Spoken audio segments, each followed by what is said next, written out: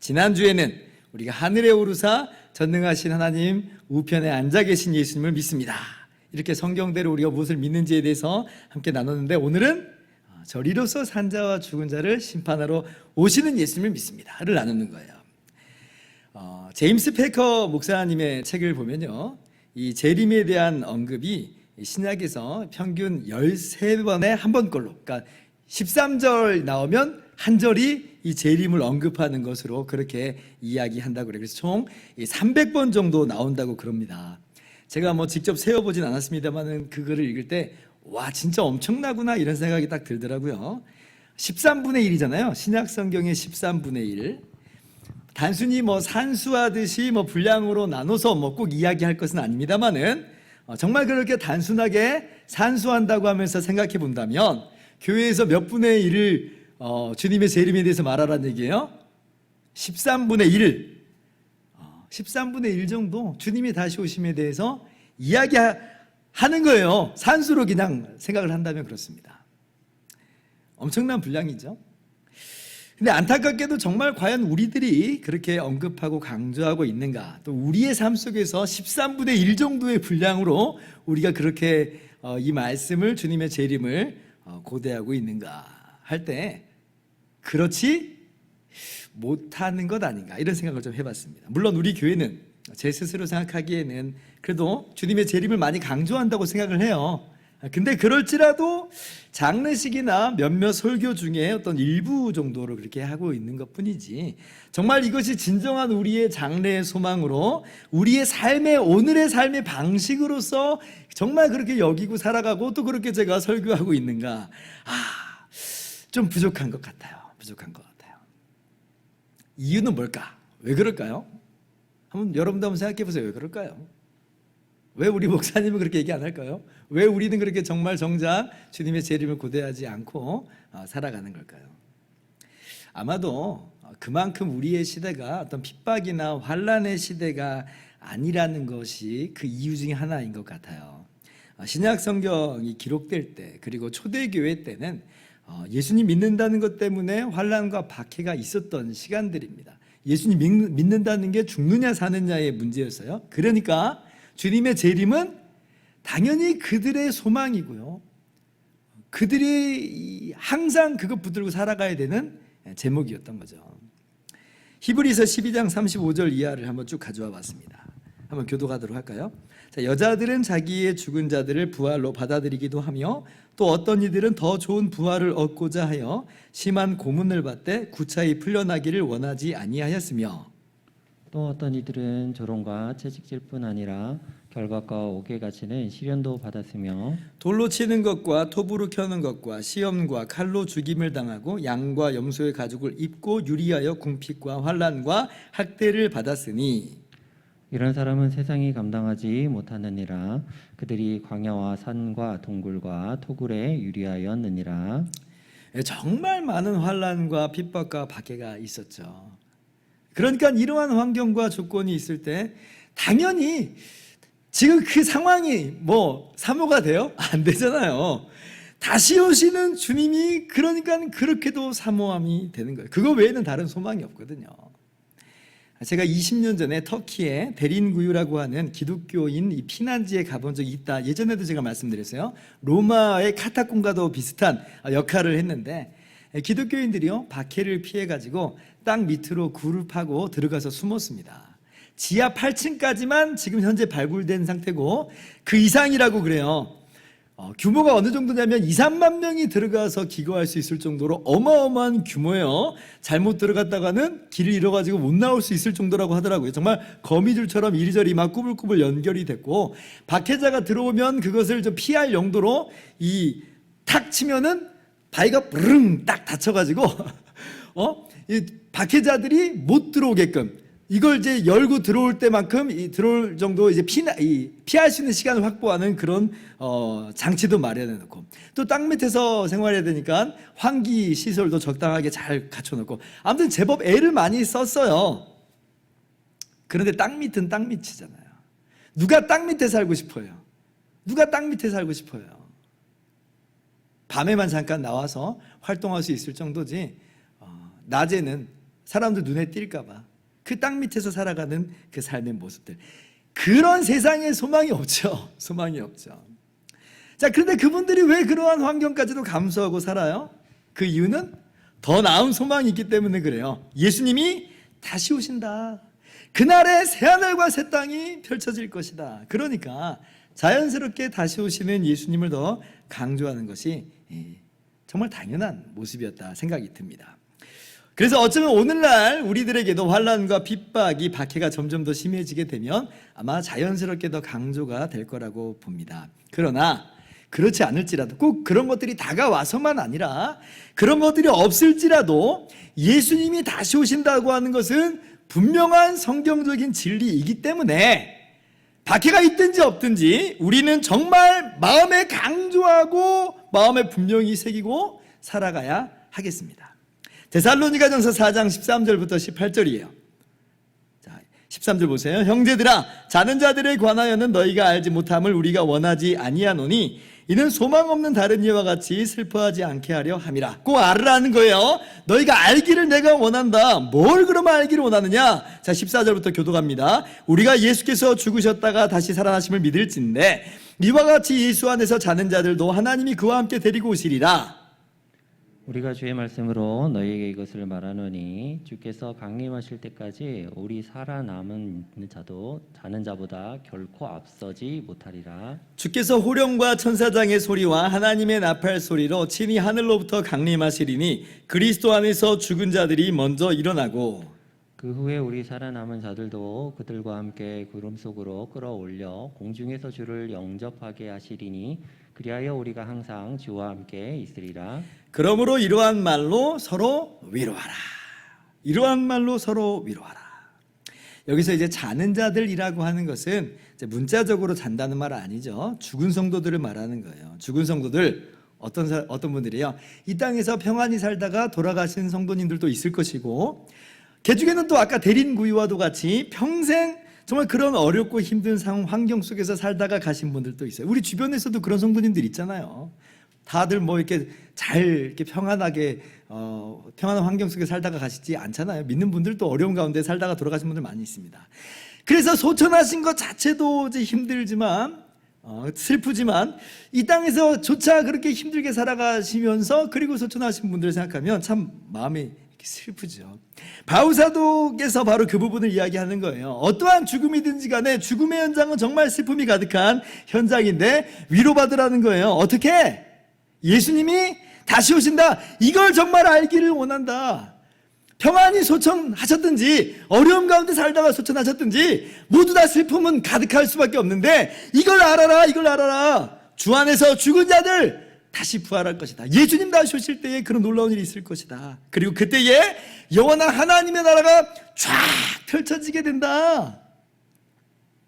여러분, 이것이 우리에게도 동일하게 위로가 되는 거예요. 그래서 슬프지만 우리가 위로를 받습니다. 네, 우리 자신 마찬가지죠. 우리 자신의 삶이 어떤 분들은 순탄하게 살아오는 분도 있지만 지금 어떤 분들은 어려움 가운데 살아가는 분들도 있잖아요. 그러나 우리에게 동일한 소망이 있습니다. 뭐냐면 주님이 다시 오신다는 거예요. 그날에 새하늘과 새 땅이 기업으로 우리에게 주어진다. 그러니까 우리의 삶이 비록 오늘 힘들어도 위로를 우리가 받는 것입니다. 성경이 분명하게 우리에게 강조해서 가르쳐주는 바가 바로 이거예요.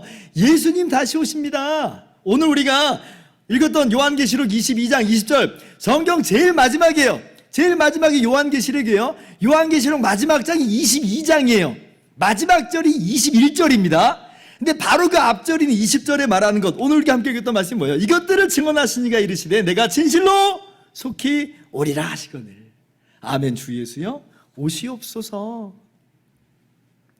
그리고 성경 제일 마지막 절은 뭐냐면 주 예수의 은혜가 모든 자들에게 있을지어다. 아멘. 이러고 성경이 다 끝나는 거예요.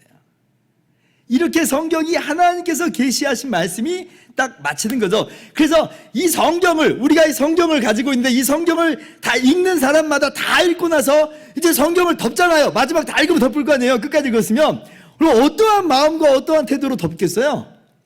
마지막 무엇을 바라보면서 덮냐면 주님의 다시 오심을 바라보면서 주님의 은혜가 우리 가운데 있음을 깨달으면서 덮겠죠. 그럼 그 마음에 지금 어떤 것이 가득 찼겠어요? 예수님의 다시 오심을 대망하는 것으로 가득 차는 거예요. 내가 지금 거저 은혜를 받았구나라고 하는 그 은혜에 대한 감사 속에서 성경을 덮는 거예요. 그리고 그 성경 말씀을 힘입어서 하는 말씀 힘입어서 살겠죠? 성경의 마지막에 그런 것들이 기록되어 있다는 것은 의미심장하는 거예요. 여러분 꼭 기억해야 됩니다. 예수님 다시 오십니다. 이것이 진리고 우리의 분명한 소망이에요. 우리가 성경이 강조하는 바를 올바르게 강조하면서 나아가야 되겠습니다. 그리고 그 안에서 하나님께서 우리에게 주시는 참된 위로와 평강을 누리시기를 바랍니다. 자, 그렇다면 주님이 정말 다시 오시는데, 자, 그럼 그 방식은 어떠한 방식으로 다시 오시는 걸까요? 성경은 이야기합니다. 올라가신 그대로 다시 오신다. 사도행전 1장 9절 11절 교독할게요. 이 말씀을 마치시고 그들이 보는 데 올려져 가시니 구름이 그를 가리어 보이지 않게 하더라. 올라가실 때 제자들이 자세히 하늘을 쳐다보고 있는데 흰 옷 입은 두 사람이 그들 곁에 서서 같이요. 이르되 갈릴리 사람들아 어찌하여 서서 하늘을 쳐다보느냐. 너희 가운데서 하늘로 올려지신 이 예수는 하늘로 가심을 본 그대로 오시리라 하였느니라. 우리가 지난주에도 읽었던 말씀인데요. 자, 예수님께서 승천하실 때 어떻게 올라가셨어요? 부활하신 몸 그대로 올라가셨죠? 이 몸 벗어버리고 올라가신 건 아니라고 말씀드렸습니다. 그래서 천사들이 옆에서 제자들에게 말해줍니다. 하늘로 가심을 본 그대로 오시리라. 이 말이 무슨 뜻이에요? 그 몸 그대로 오신다는 거예요. 그 몸 그대로. 부활의 몸이요 신령한 몸이지만 그럼에도 불구하고 뼈와 살이 있는 물리적인 그 몸 그대로 다시 오신다. 우리가 그래서 주님의 재림의 방식을 말할 때 첫 번째 기억해야 될 진리가 바로 이거예요. 그 몸 그대로 오시는 거예요. 그러니 우리나라 이 사이비 이단들이요 자기가 재림 예수니 뭐니 운운하면서 말하는 게 얼마나 우습습니까? 몸의 부활과 몸의 승천, 몸의 재림, 이러한 성경적 진리를 다 깡그리 무시하니까 그런 이단들이 나오고 또 미혹되는 거예요. 물론 예수님께서 아버지께 받아서 보내신 성령으로 말미암아 예수님이 우리와 함께 하시는 것은 분명한 사실이에요. 제가 그 부분에 대해서 세 가지로 설명을 드렸습니다. 그러나 그것은 예수님의 재림하고는 다른 이야기예요. 예수님의 재림은 몸의 재림입니다. 꼭 기억하세요. 자, 둘째로 예수님의 재림 방식, 우리가 기억해야 될 재림의 방식은 뭐냐면 그 몸 그대로 재림인과 동시에 가시적이고 전 지구적인 공개적인 재림이라고 하는 거예요. 자, 마태복음 24장 23절 이하를 봅니다. 예수님께서 친히 이렇게 말씀하여 주셨어요.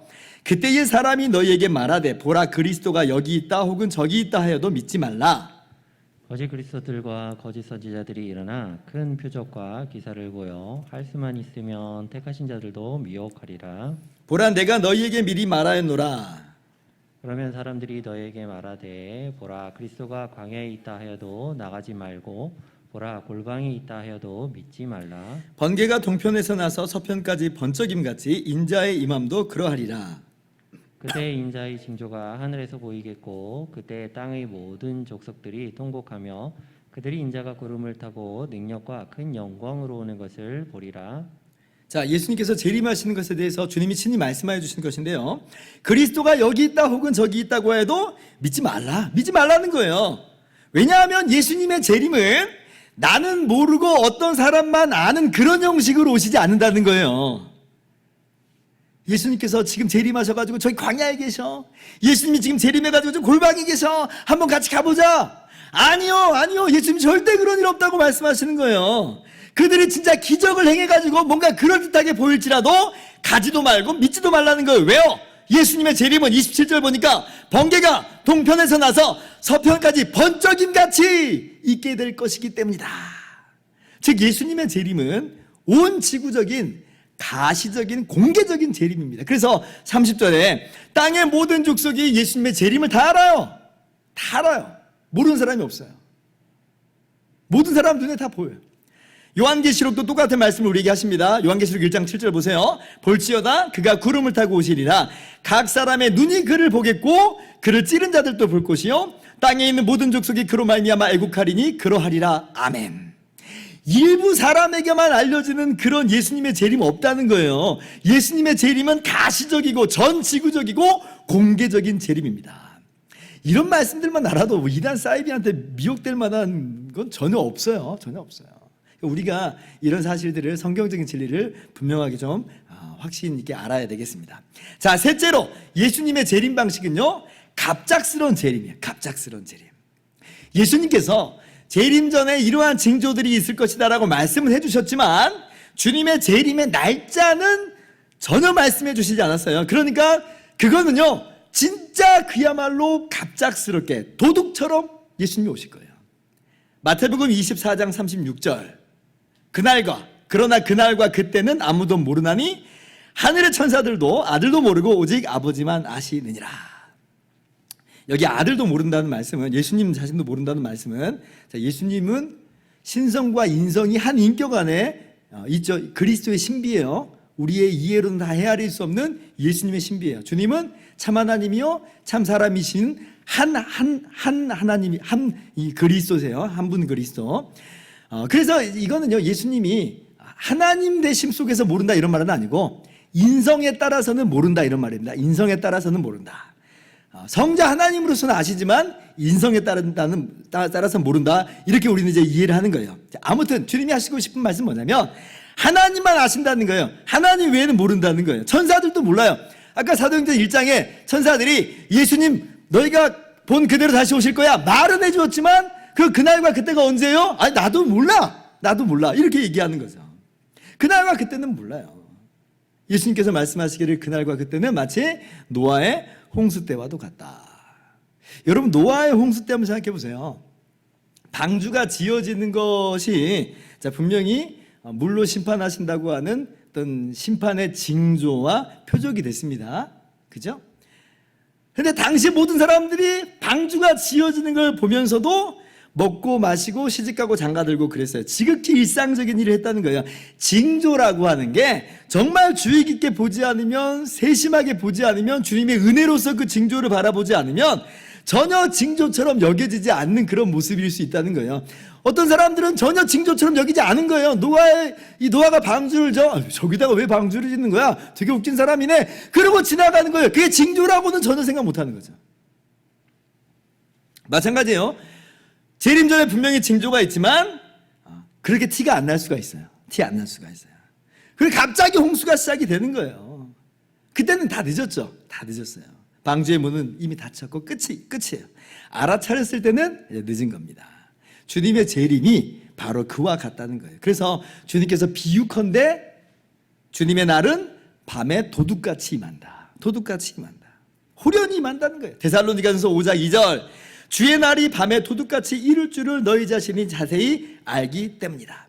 마태복음에서 주님께서 친히 말씀하시면서도 그렇게 말씀하시고, 바울 사도도 데살로니가전서 5장에서 말하고, 베드로 사도 역시 그렇게 말하고, 요한계시록에서도 사도 요한이 계속해서 지금 기록해 놓은 게 뭐냐면 주님이 밤에 도둑같이 이른다라는 거예요. 우리 복음성가도 그래서 있잖아요. 그날이 도적같이 이를 줄 너희는 모르느냐, 늘 깨어 있으라 잠들지 말아라. 왜냐하면 주님 도둑같이 오시거든요. 그래서 오늘날 주님이 다시 오신다. 근데 언제 오시냐면 몇 월 며칠에 오신다. 얘 다 이단인 거예요. 그날과 그때를 말하는 사람들은 다 이단입니다. 지금까지는 하나님이 안 알려주셨는데 마지막 날이 너무 가까워가지고 아직도 근데 안 믿는 사람들이 너무 많아가지고 빨리 믿으라고 나한테만 특별히 알려주셔서 이거 다 뻔히 보이는 사입이 이단의 수작이에요. 우리는요, 성경 말씀이 최종적인 궁극적인 완성된 계시라고 하는 걸 여러분 잊으면 안 돼요. 그러니까 우리는 성경 중심으로 해야지 성경 외에 특별히 또 하나 알려주셨어 이러면 다 이단이에요. 다 이단이에요. 얼마나 우리가 성경 중심적인 신앙생활을 해야 되는지 여러분 분명히 아셔야 됩니다. 그래서 그날과 그때를 말하면 다 이단. 주님은 도둑같이 오신다. 그러니 우리가 깨어서 준비하는, 그렇게 기다리는 삶이 필요합니다. 그리고 그렇게 이제 깨어서 준비하면서 기다리는 사람에게는 주님께서 호련히 오시지만 도둑같이 오시는 건 아니죠. 왜요? 준비하고 있잖아요. 준비하고 있어요. 지금 오실 줄 몰랐어요. 이게 아니고 주님 드디어 오셨네요. 이거예요. 이거. 우리의 모습은 이거여야 된다는 거죠. 자, 그러면 여러분은 주님의 다시 오심을 그렇게 준비하고 있습니까? 지금 다시 오셔도 후회하지 않을 만큼, 아쉽지 않을 만큼 우리는 그렇게 준비되어 있습니까? 자, 아멘 다 하시고 계시죠? 마스크는 쓰고 계실지언정 우리가 아멘 하고 있을 거라고 믿습니다. 우리는 그렇게 살아가는 사람들인 거예요. 여기서 오해하지 말 것은 뭐 깨어 있으라, 깨어 준비하라라고 하는 것이 그냥 마냥 그냥 기도만 하고 말씀만 보면서 아무것도 안 하고 뭐 기도원 생활하듯이 그렇게 기다리는 것, 그런 것만은 아닌 거죠. 우리가 말씀 보고 기도하는 것은 분명히 깨어 준비하고 기다리는 모습 중에 하나입니다만은, 그와 더불어서 동시에 어떠한 모습이 우리의 마땅한 모습이냐면 선한 청지기가 되어서 주님이 다시 오실 때까지 주님의 것을 때를 따라 나눠주는 그런 모습이 바로 또 준비하는 모습이에요. 주님께서 계속해서 이 재림에 대해서 이야기하실 때 마태복음 24장 42절 이하를 보세요. 자, 그러므로 깨어있으라 어느 날에 너희 주가 임하는지 너희가 알지 못함이니라. 44절 읽어볼까요? 이러므로 너희도 준비하고 있으라. 생각하지 않은 때에 인자가 오리라. 충성되고 지혜 있는 종이 되어 주인에게 그 집사람들을 맡아 때를 따라 양식을 나눠줄 자가 누구냐? 46절 같이요. 주인이 올 때에 그 종이 이렇게 하는 것을 보면 그 종이 복이 있으리라. 아멘. 그렇죠?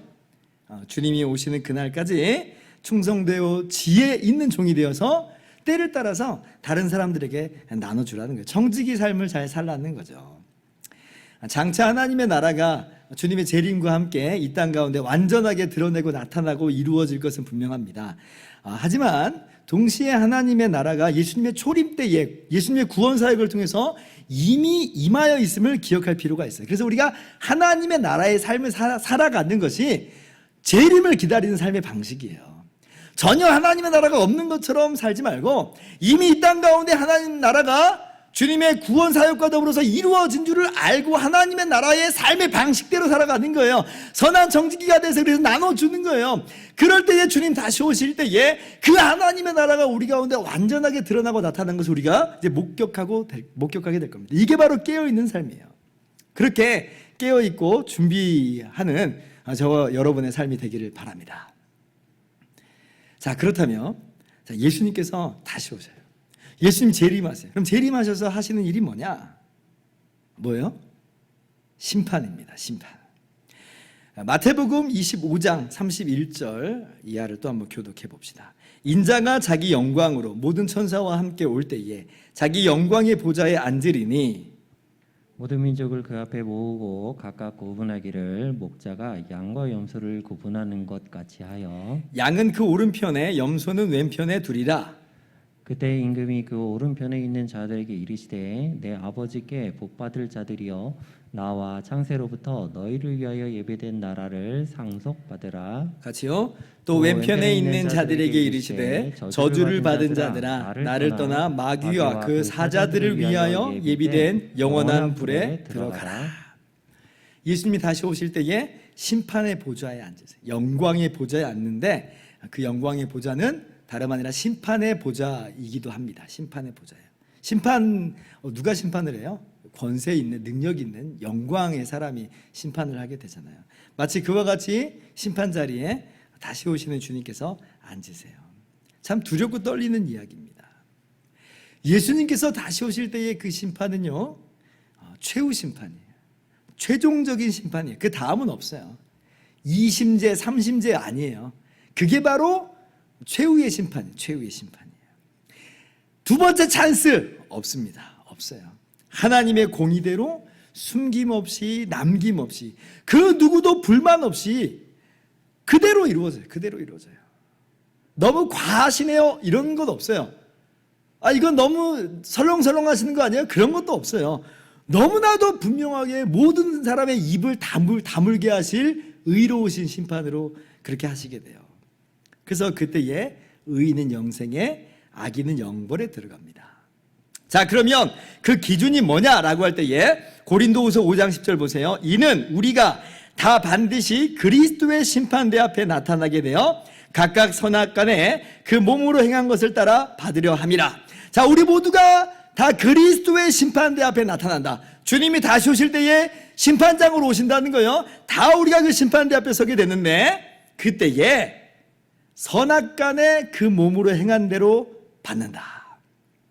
마태복음에도 주님께서 그렇게 말씀하셨고 고린도후서에 분명하게 말씀하시죠. 요한계시록에서도 다시 한번 말씀하는 건 뭐냐면 선악간에 행한 대로 자기의 행위대로 심판을 받아요. 여러분, 그러니 주님의 심판대 앞에 나아간다는 것이, 주님의 심판대 앞에 선다는 게 얼마나 두려운 일인지를 우리가 좀 알아야 돼요. 이게 단순히 우리의 행위만을 말하는 게 아니에요.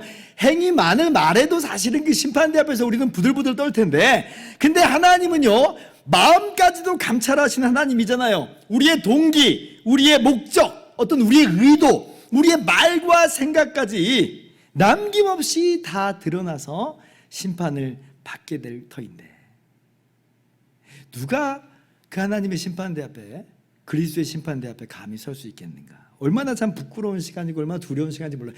생각만 해도 참 부들부들 떨리는 그런 두려운 심판입니다.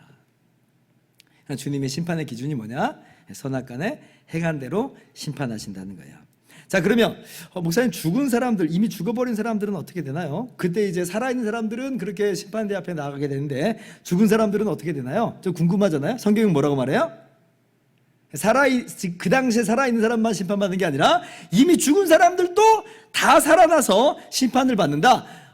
이거는 뭐 불신자나 신자나 상관없이 모두 다 다시 살아난다, 그렇게 이야기를 해요. 어떤 사람들은 우리 신자들만 다시 부활하는 것처럼 생각을 하시는데 그렇지 않습니다. 우리는 당연히 생명의 부활로 나오는 거고요, 악인들도 살아나요. 근데 그건 심판의 부활이라 그렇게 이야기를 합니다. 요한복음 5장 29절, 자, 주님께서 이렇게 말씀하셨어요. 선한 일을 행한 자는 생명의 부활로, 악한 일을 행한 자는 심판의 부활로 나오리라. 모든 사람들이 다 다시 살아난다는 거예요. 근데 그 결과가 완전히 다르죠. 악인은 살아나지만 영원한 심판, 하나님 그리스도의 심판을 받고 지옥에 들어가고, 자, 의인은 살아나는데, 근데 특별히 부활의 영광, 신령한 몸으로 다시 살아나서 영원한 새하늘과 새 땅으로 들어가게 된다, 그렇게 말씀하고 있습니다. 부활의 영광, 새하늘과 새 땅으로 들어간다, 그 복락이 너무나 좋지만 그러나 두려움이 들잖아요. 우리에게 있는 물음이 뭐예요? 그러면 나는 어떻게 되는 것인가? 나는, 우리도 똑같이 죄 짓고 살아잖아요. 아까 선악간에 행한 대로 심판을 받는다고 하는데, 거기에는 뭐 당시에 살아있는 사람뿐 아니라 죽은 모든 사람들이 다 살아나서 심판을 받는다고 하는데, 그럼 나는 과연 어떻게 될 것인가? 나는 새하늘과 새 땅으로 들어갈 수 있겠는가? 자, 여러분 어떠세요? 예, 사실 우리도 모두 다 죄인이라서 이 심판을 피할 길이 없죠. 행한 대로 심판을 받으니 누가 여기서 피할 수 있겠어요? 사실 우리 모두는 다 심판받고 지옥에 가야 마땅한 사람들입니다.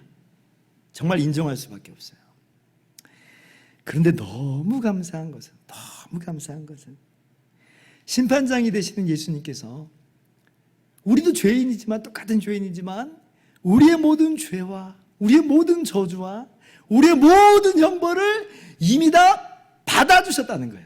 우리의 심판장이신 그분이 우리의 모든 죄와 저주와 형벌을 다 받으셨어요. 이미 다 그 모든 것을 가지고 십자가에 못 박혀서 우리의 모든 죄값을 남김없이 다 치르셨어요. 다 이루었다 말씀하세요. 다 이루었다. 이게 우리의 간증이고 이것이 우리의 감사죠. 요한복음 5장 24절 말씀입니다. 같이 한번 읽어볼까요? 시작. 내가 진실로 너희에게 이르노니 내 말을 듣고 또 나 보내신 이를 믿는 자는 영생을 얻었고 심판에 이르지 아니하나니 사망에서 생명으로 옮겼느니라. 아까 29절도 한번 생각해 보세요. 선한 일을 행한 자는 생명의 부활로, 악한 일을 행한 자는 심판의 부활로 나오리라 말씀하셨는데, 그게 무슨 의미인지, 우리에게 무슨 의미인지 이미 밝혀놓으신 거예요. 그래서 우리 보고 믿는 것만으로 안 되고 뭐 일정 부분 더 선행도 해야 돼, 이렇게 말씀하시는 게 아니라, 우리도 다 악인으로서, 죄인으로서 끝장난 사람들인데 그 전에 주님께서 어떤 존재로 우리를 만들어 버리셨다는 거예요? 예수님 믿는 우리들은 우리의 모든 죄값을 예수님이 다 치러주심으로 말미암아 사망에서 생명으로 옮겼느니라. 심판에 이르지 않는 존재로 우리들을 삼아 주셨다는 거예요. 예수님 믿는 사람들, 영생 얻는 존재, 심판을 면하게 된 존재가 된 거예요. 이미 생명으로 옮겨졌다. 기가 막힌 은혜가 우리 가운데 주어졌죠. 우리 예수님 믿는 사람들은요, 거저 죄 용서 받았어요. 주님의 십자가로 거저 죄 용서 받고 거저 이미 의롭다함을 얻었어요. 그래서 그날의 심판대 앞에서 공개적으로 예수님의 십자가를 근거로 해서 믿는 우리들에게 의롭다 하심을 선포하실 거예요. 공개적으로 선포돼. 그때서야 비로소 의롭다는 게 아니라 이미 예수 믿는 자를 의롭다 하신 것을 그날에 모든 사람이 볼 수 있도록 드러내 주시는 거예요. 얼마나 기가 막히는 은혜인지. 모든 사람들의 심판자이신 주님께서 여전히 그날에 우리들에게는 구원자세요. 구원자. 바로 우리는 그 주님, 그렇게 다시 오시는 예수님을 대망하는 사람들이죠. 제가 이 부분을 항상 설명할 때 그래서 이몽룡과 성춘향이 이야기를 해요. 성춘향이 목에 칼을 뒤집어 쓰고 이제 죽었다 하는 마음으로 지금 있는 거잖아요. 이몽룡이 자기 정체를 아직은 숨기고 있어요. 고개를 들라. 고개를 들라. 목에 칼을 뒤집어 쓰고 죽을 날만 난 죽었나 보다. 내 인생 끝장이야 하고 그렇게 기다렸던 성춘향이 아무 힘 없이 소망도 없이 그냥 고개를 딱 드는데 고개를 들어서 바라보는 존재가 암행어사인데 암행어사가 세상에 내 님 이몽룡이에요. 이몽룡. 얼마나 그 마음에 기쁨과 행복이 있겠어요. 마치 우리도 마찬가지예요. 그리스도의 심판대 앞에 우리도 정말 죄인으로서 부끄럽게 한량없는 자들이지만 우리가 눈을 들어서 바라볼 때 심판장이신 주님이 바로 우리를 위해서 십자가를 지신 우리의 구원자 예수님이시더라. 주님께서 우리를 의롭다라고 거기서 말씀해 주시니 얼마나 이게 우리에게 큰 은혜가 돼요. 아마 눈물 범벅이 되고 막 감사하고 감격해서 막 엉엉엉 울면서 주님 하면서 감사하고 막 그러지 않을까 이렇게 상상을 한번 해봅니다. 이것이 이제 우리가 받은 위로예요. 여러분 이러한 위로로서 오늘도 위로 받으시길 바라고 이러한 받은 위로로서 또 다른 분들도 위로하면서 나가실 수 있기를 바랍니다. 자 이제 정리합니다. 오늘날 불신자들은 예수님의 재림 하면 콧방구를 끼죠. 그러다 보니 우리 믿는 사람들조차도 예수님의 재림을 이야기하기를 뭔가 좀 주저하고 주님의 재림을 사모한다는 건 뭔가 좀 뭐 꺼려하고 뭐 그런 경향이 있어요. 아니에요. 그렇지 않습니다. 성경이 정말 강조하는 내용이에요. 더욱더 우리는 열렬하게 믿고 사모하는 거예요. 그날이 우리의 역전의 시간인데요. 우리는 역전을 바라보고 이루어지는 그 역전을 바라보면서 살아가는 소망 가운데 산소망 가지고 살아가는 사람들인데 아니 그날을 우리가 잊어버리고 살면 어떡해요. 이러한 소망 가지고 살아가시기 바랍니다. 그리고 이 소망 가지고 오늘 여러분의 어려움을 이겨내시고 환난과 핍박이 있어도 인내하시고 도리어 말씀 보고 기도하면서 깨어서 더욱더 주님과 친밀한 교제를 나누시고 선한 청지기로서 봉사하면서 살아가시기를 바랍니다. 그리고 다시 오시는 주님을 대망하면서 이 복음 증거하면서 사는 저와 여러분 모두 되기를 바랍니다.